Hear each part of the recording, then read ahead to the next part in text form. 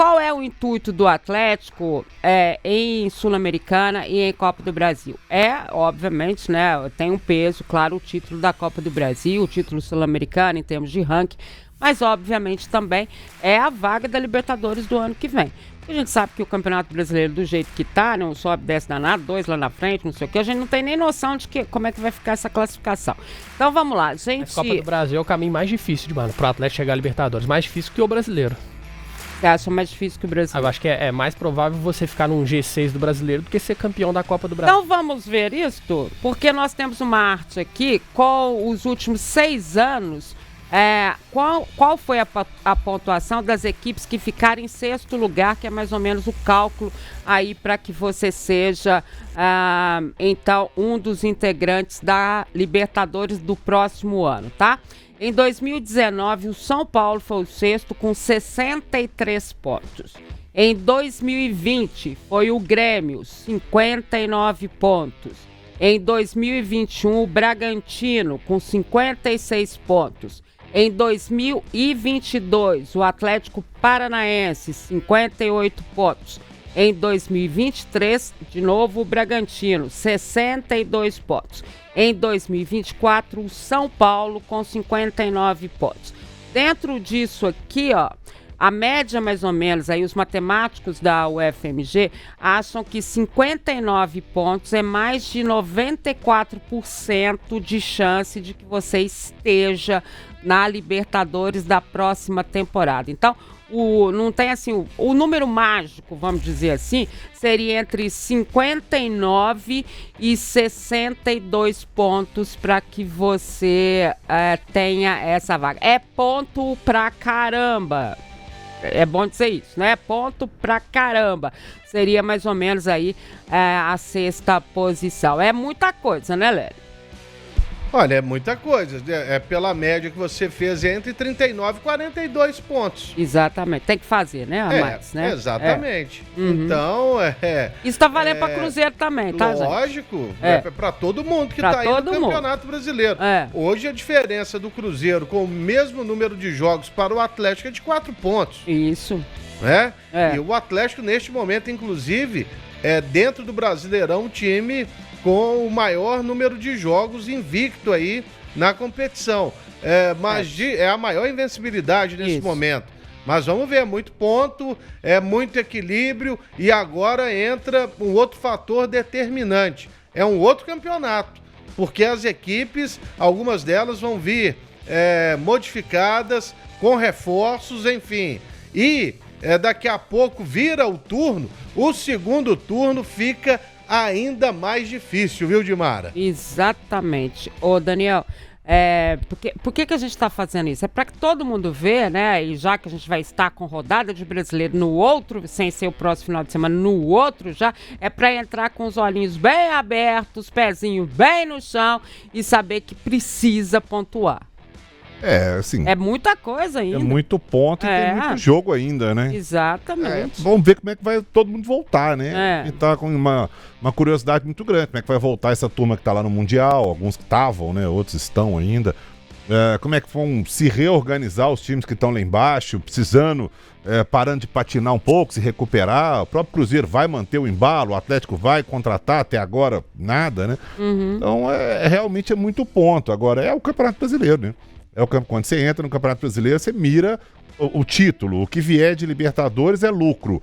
E aí o time vai buscando pontos. Se vier uma Sul-Americana, dependendo do time, mas a mira, fora o time que vai ser campeão, é Libertadores, sem dúvida. E é muito ponto e tem que ganhar. Não é só clássico, não é jogo contra time fácil, é contra todo mundo. Vini? Edmar, eu tava fazendo a conta aqui, porque o Atlético hoje, nesse aproveitamento mais recente no Campeonato Brasileiro, ele fez 15 pontos de 21 possíveis. É um aproveitamento até que supera a Libertadores. Esse aproveitamento é de briga pelo título. Se ele mantiver isso, ele vai para a Libertadores.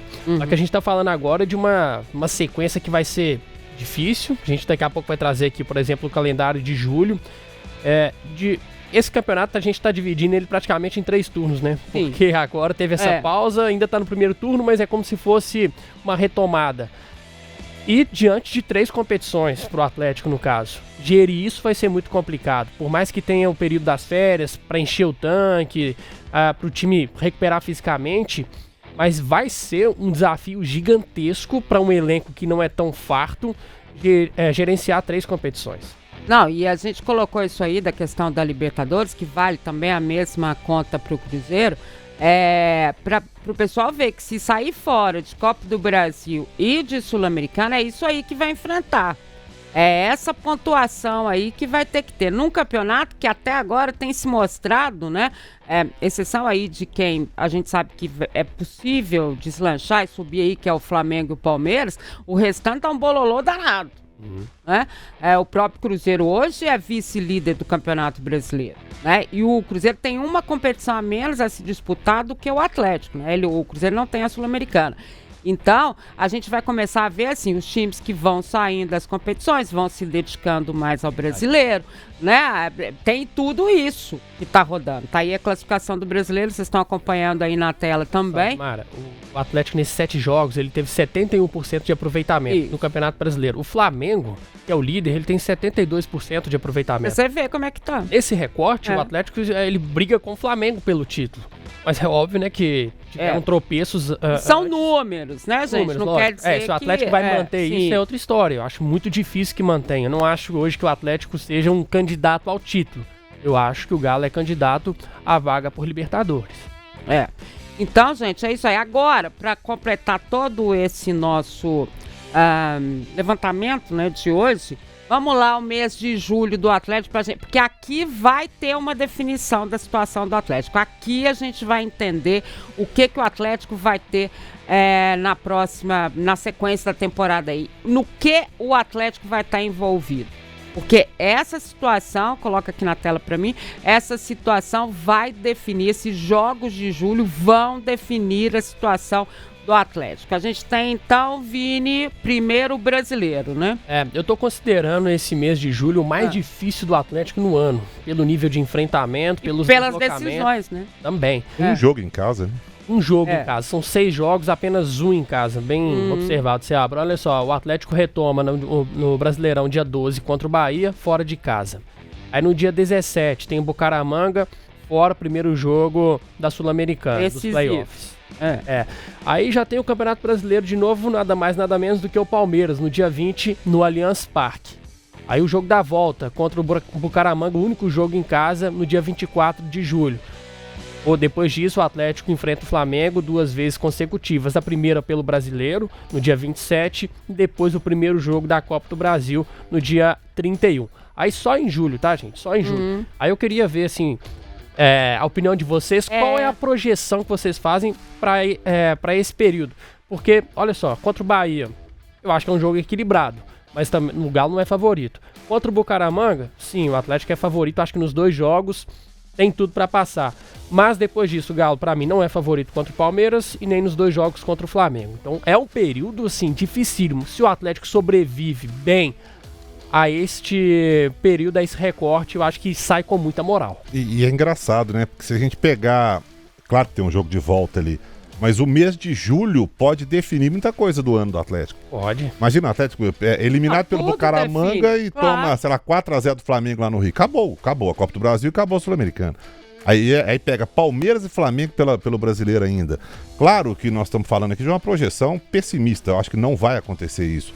Mas é um mês, e é um mês de retomada, né? Que a gente não sabe nem como vai estar o time. É um mês complicadíssimo.